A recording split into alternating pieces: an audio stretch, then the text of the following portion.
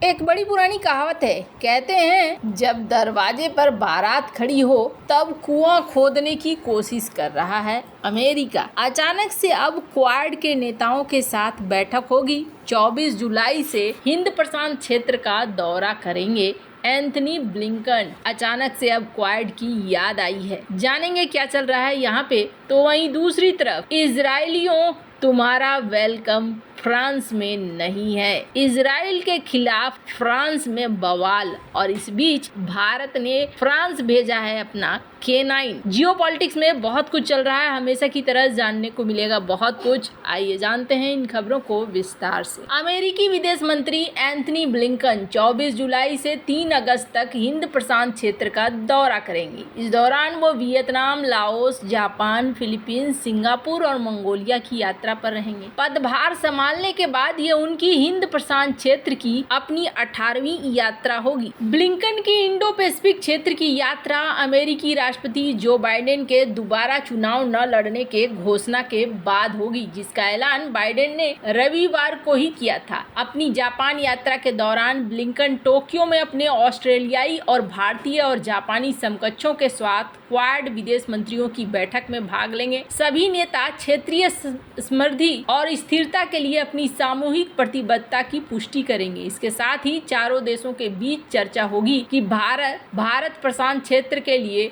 ठोस लाभ पहुंचाना जारी रख सकता है। 2017 में क्वाड का गठन हुआ था। भारत, ऑस्ट्रेलिया, जापान, संयुक्त राज्य अमेरिका के बीच में एक राजनयिक साझेदारी बनी थी जो एक खुले, स्थिर और समृद्ध इंडो पैसिफिक को आगे बढ़ाने के लिए प्रतिबद्ध है। क्वाड का 2017 में पुनर्गठन हुआ। इसके बाद क्वाड ने 6 कार्य समूहों के निर्माण की घोषणा की जो अलग अलग नीतियों और पहलों पर ध्यान केंद्रित करती है। क्वाड का सकारात्मक और व्यवहारिक एजेंडा क्षेत्र की प्राथमिकताओं में स्वास्थ्य सुरक्षा, जलवायु परिवर्तन, बुनियादी ढांचे, टेक्नोलॉजी, साइबर सुरक्षा, मानवीय सहायता और आतंकवाद से मुकाबला सहित गंभीर चुनौतियों से निपटने के लिए केंद्रित है। अमेरिका चीन को घेरने की रणनीति बना रहा है और इसी के तहत अमेरिका ने अप्रैल में जापान और फिलीपींस के साथ मिलकर कुछ महीनों पहले एक त्रिपक्षीय सम्मेलन का आयोजन किया था। इस सम्मेलन से अब एक नया संगठन बना है जिसे नाम दिया गया है स्क्वाड। इस संगठन में अमेरिका, जापान, फिलीपींस के साथ ऑस्ट्रेलिया भी है शामिल। फिलीपींस का दक्षिण चीन सागर में चीन के साथ विवाद चल रहा है। खैर, जहां एक तरफ ये सब कुछ चल रहा है तो वहीं दूसरी तरफ आखिरकार ऐसा लगता है जैसे क्वाड एक बार फिर से जिंदा हो रहा है। वहीं दूसरी तरफ आपको बता दूं, फ्रांस में जो सीन है, हमने कल भी डिस्कस किया था इस चीज को। फ्रांस में आए दिन एक नई खबर सी आ रही है। अभी क्या दिक्कत हुई है? अभी दिक्कत ये हुई है कि फ्रांस एक ओलंपिक ऑर्गेनाइज कर रहा है और इस ओलंपिक में फिलिस्तीन का मांग ये है कि आप ऐसा कीजिए, इजराइल को एंट्री मत करने दीजिए। इजराइल इस ओलंपिक में एंट्री नहीं करेगा। तो फलस्तीन की मांग है, तो इससे फ्रांस को क्या फर्क पड़ता है? फ्रांस ने तो वेलकम भी कर लिया। फ्रांस के होम मिनिस्टर, इन्होंने इजरायली डेलीगेशन को पेरिस ओलंपिक में वेलकम किया, वो यहाँ पहुँच भी गए। साथ ही साथ ये भी कहा गया कि 24 घंटे की सुरक्षा हम देंगे, इसमें टेंशन लेने वाली बात नहीं है। पर सवाल ये उठ रहा है कि फिलिस्तीन नहीं, अब फ्रांस की पार्टी में भी इसी तरह की बात हो रही है। फ्रांस के member of parliament Thomas ports, इन्होंने भी कहा कि यहाँ पर इजरायली डेलीगेशन को एंट्री नहीं मिलनी चाहिए, और दूसरी बात, न ही इजराइल का नेशनल एंथम चलना चाहिए और न ही उनके प्लेयर्स को किसी तरह की कोई खास तवज्जो मिलना चाहिए। अब यहाँ पर साफ तौर पर दिख रहा है कि इजराइल के अंदर एक डिवीजन ऐसा तैयार हो रहा है, जो डिवीजन फ्रांस के अंदर एक डिवीजन ऐसा तैयार हो रहा है जो डिवीजन इजराइल के खिलाफ है। आपको बता दूं, ऐसा भी कहा गया कि आखिरकार किस तरीके से 1972 में म्यूनिख ओलंपिक गेम्स में मर्डर किए गए थे फिलिस्तीन टेररिस्ट के द्वारा इजरायली एथलीट्स का, ऐसा ही कांड न हो जाए, ये एक बहुत बड़ा डर पैदा हो गया है। और यही वजह है कि यहाँ पर हाई लेवल की सुरक्षा दे दी गई है। आपको बता दूं, फ्रांस की राजनीति में अभी क्या हो रहा है कि फ्रांस की राजनीति में लेफ्ट और राइट तो नहीं मिल रहे हैं, पर यहाँ पर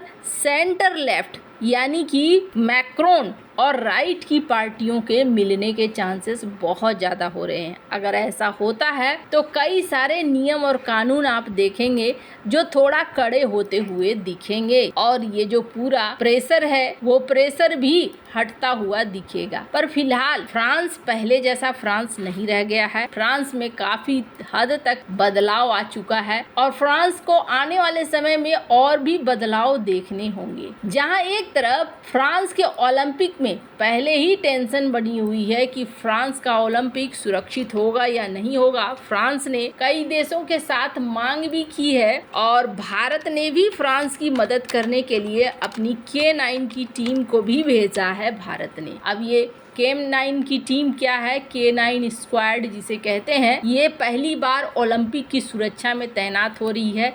भारत की ITBP के साथ K9 की टीम को भी भेजा है। पेरिस ओलंपिक की चाक चौबंद सुरक्षा सुनिश्चित करने के लिए फ्रांस ने भारत से भी मदद मांगी। फ्रांस की राजधानी पेरिस में आयोजित ओलंपिक में न सिर्फ भारतीय एथलीट की मौजूदगी होगी बल्कि भारतीय सुरक्षा बल के एक टीम की भी तैनाती होगी जो खेल और खिलाड़ियों को सुरक्षा प्रदान करेगी। भारतीय ITBP की ये पहली ऐतिहासिक उपलब्धि वैश्विक सुरक्षा के प्रति अटूट प्रतिबद्धता को दिखलाती है। कहा जा रहा है कि पेरिस ओलंपिक में सुरक्षा के लिए K9 टीम की तैनाती की गई है।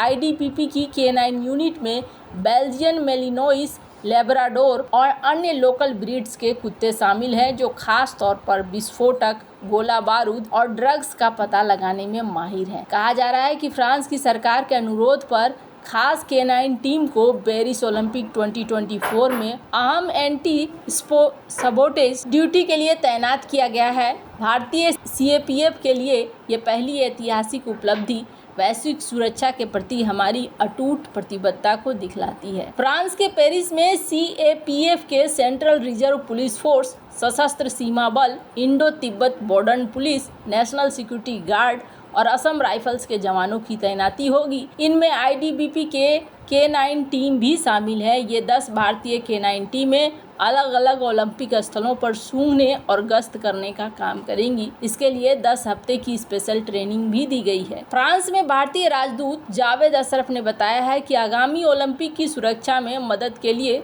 10 सदस्यीय K9 टीम 1 महीने के लिए पेरिस में तैनात रहेगी। उन्होंने कहा है कि अपने ITBP हैंडलर्स के साथ ट्रेंड कुत्ते खेलों की सुरक्षा सुनिश्चित करने में अहम भूमिका निभाएंगे। पेरिस ओलंपिक में भारत के 117 खिलाड़ी भाग लेंगे। खेल मंत्रालय ने इसके अलावा सहयोगी स्टाफ के 140 सदस्यों को भी मंजूरी दी है, जिसमें खेल अधिकारी भी शामिल हैं। सहयोगी स्टाफ के 72 सदस्यों को सरकार के खर्चे पर मंजूरी मिली है, जो यहाँ पर पहुँचने वाले हैं। वैसे आपके मन में ख्याल होगा कि चलो इजराइल का क्या हाल है, तो इजराइल अपने काम पे लगा हुआ है। उल्टा इजराइल ने क्या कर दिया है कि अब UN के ही एक संस्था को कह दिया है कि ये संस्था सही नहीं है, एक आतंकी संस्था है। स्क्रीन पर आप आर्टिकल देख सकते हैं। वैसे आपको क्या लगता है, इन सब मामले में आपकी क्या राय है, कमेंट कर जरूर बताएं। जल्द मिलते हैं अगले वीडियो में नई खबर के साथ।